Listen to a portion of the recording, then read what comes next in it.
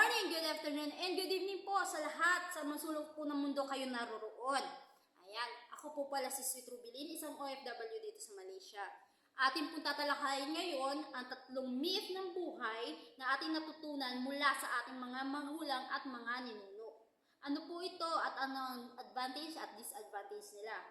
Una po, edukasyon at diploma. Pangalawa po ay ang sipag at tiyaga. Ikatlo, ang sarili. Okay, isa-isahin po natin. Diploma at edukasyon. Edukasyon po ay number 1 na kailangan natin sa buhay.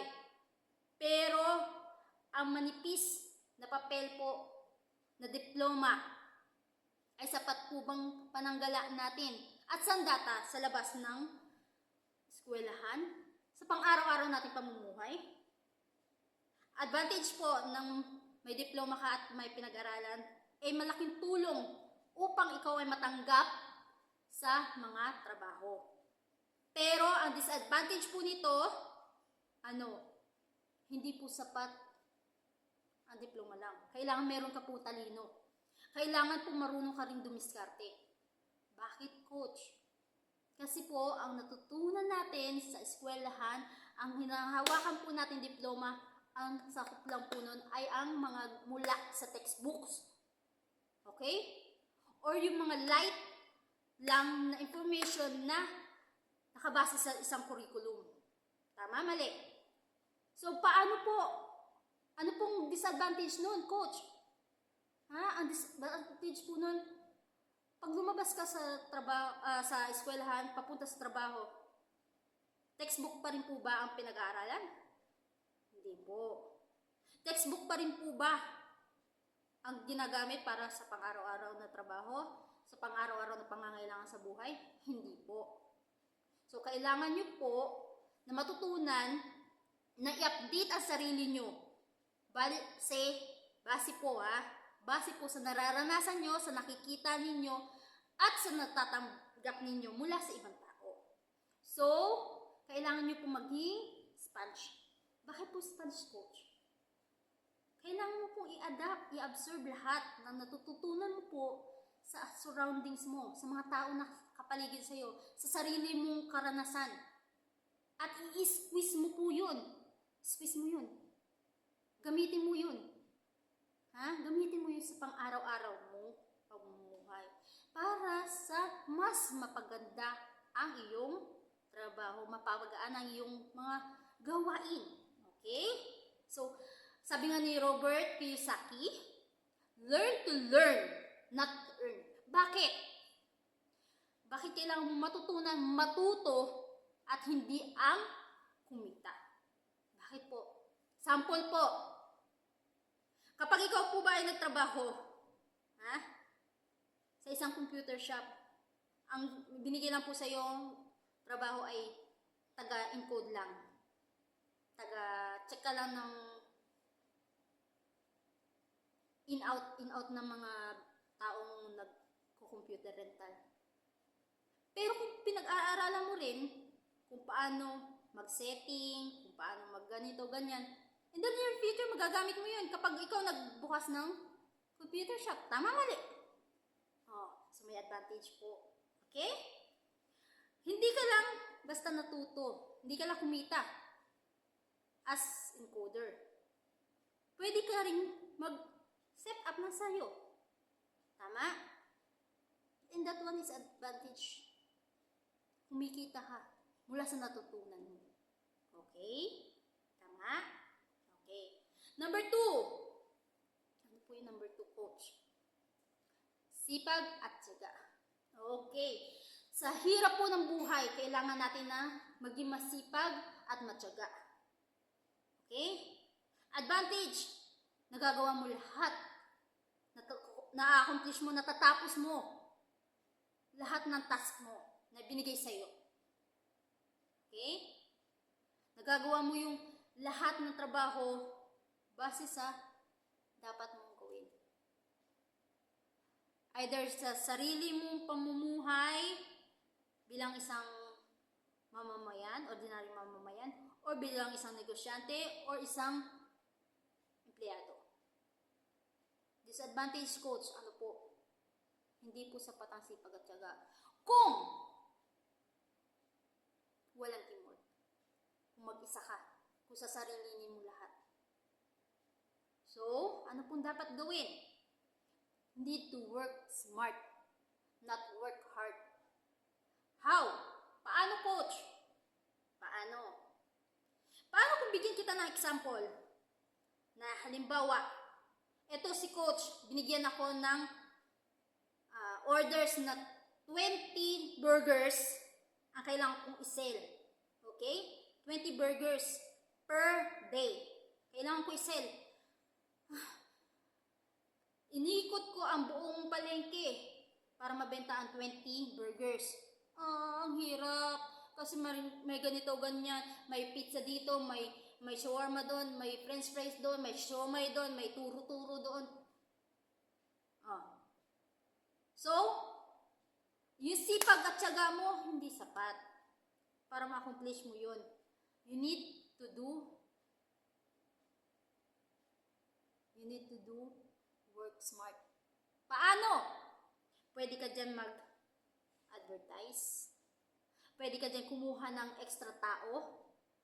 Bigyan mo sila ng 5%. Kung halimbawa kumikita ka sa isang burger ng 10 piso na lang. Sabihin na lang natin 10 piso. So, sa 20 burger meron kang magkano?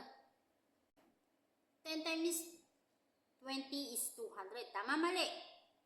Pero kung kukuha ka at least 3, sabihin na natin 3 tao, bibigyan mo sa kanila ng half price ang bawat isa. Paano po? Hindi po ba hulugi nun? Teka lang saglit.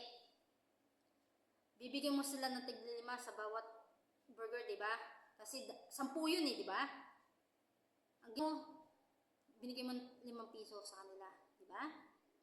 So, si number 1, nakabenta ng 20. 20 ha? Tapos 20 ulit. Tapos 20 ulit. 3 times 20. 3 times 20. 3 times 20, 60. Sa tig-5 piso sila. E di magkano? Ha? Magkano? 300. 300. Sila lang yun ha? 3. Eh kung dumagdag ka pa, sarili mong income, sarili mong discarding umikot, another 200. Di naging magkano? 500. Sabay-sabay kayo, 500 sa isang araw. 500. Compare. Ha? Compare. Doon sa isang ikaw, nag-iisang ikaw na umiikot, nagbebenta ng 20 burger sa maghapon. So, ano maganda? Yung work hard, yung sipag at tiyaga na ikaw lang mag-isa, 20 burgers, bebenta mo maghapon. Or yung work smart, na kumuha ka, binigyan mo ng kalahati discount mula sa kinikita mo. Alin na mas pabor sa'yo? Alam mo na ha, hindi ko na sasabihin pa. Ang ating number 3 na myth ay may kinalaman sa number 2. Sipag at tiyaga. Okay? Sarili. Guys, bakit kailangan nyo sarilinin kung pwede naman kayo kumuha ng teamwork? Ng ka-team. Advantage ng mag-isa ka sa sarili mo, less stress ka sa mga toxic person.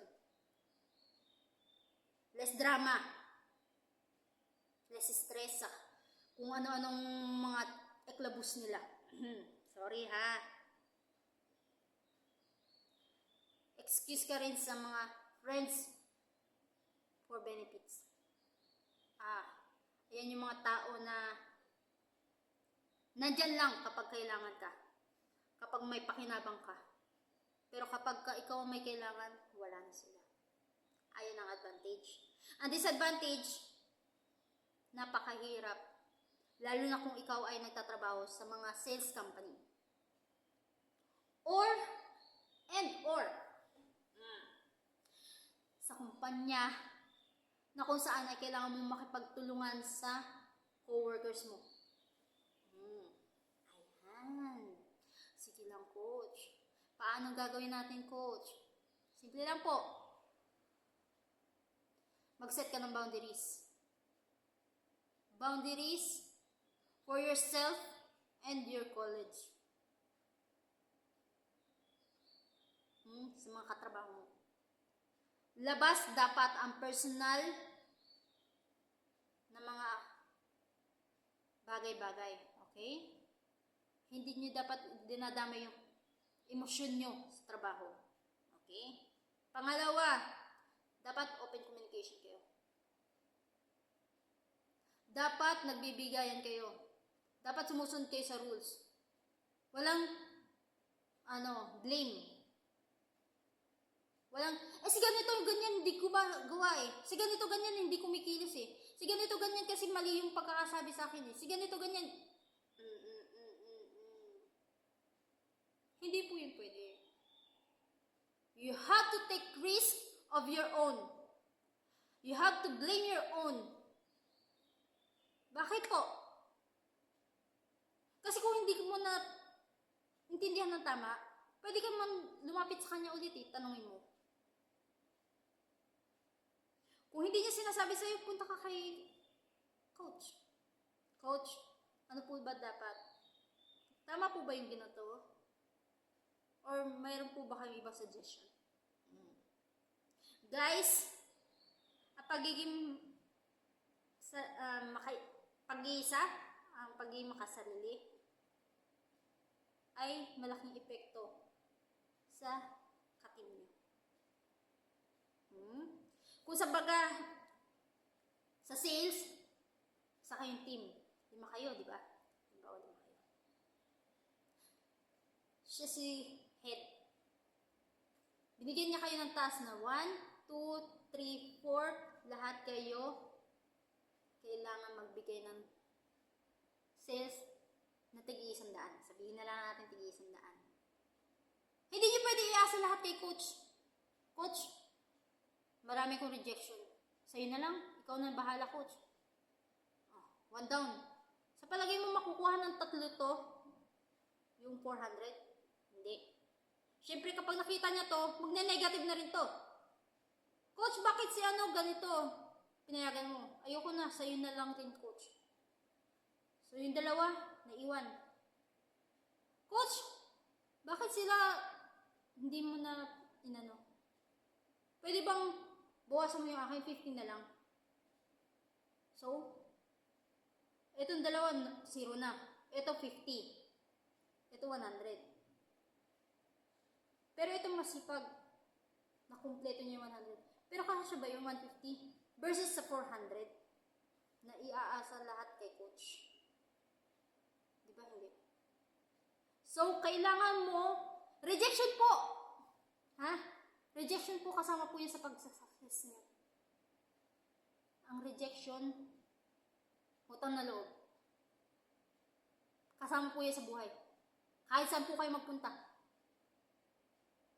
Kahit mamalengke ka, hindi ibibigay kay God sa'yo ng sales lady. Ay, pwede bang 1 kilo nito, 50 na lang? 80 ang per kilo. Ginawa mong 50. Hindi ka agad bibigay sa'yo, di ba? Sasabihin niya, hindi po man pwede. Kasi nasa puhunan po ganito, ganyan. Hindi po pwede. So, rejection na yun. Lilipat ka sa bila. Pwede bang ganito ulit? Sasabihin mo, 50 na lang 1 kilo. Hindi ka ulit pinayagan. Kasi, yung puhunan niya, ganun daw. So, lilipat ka ulit. Di ba rejection yun? So, ilang tindahan ang pupuntahan mo bago ka makabili? Hanggang mag-succeed ka na makuha yung 50 ringgit or 50 pesos per kilo. Sabihin na lang natin. Sa pesos na lang. Huwag na sa ringgit. Kasi marami tayong problema pagdating sa pera ng ibang bansa. Sa pesos na lang. Halimbawa, nakalima kung shop ka bago ka nakakuha ng 50 per kilo. Diba? Dumaan ka sa 5 rejection bago mo nakuha yung 1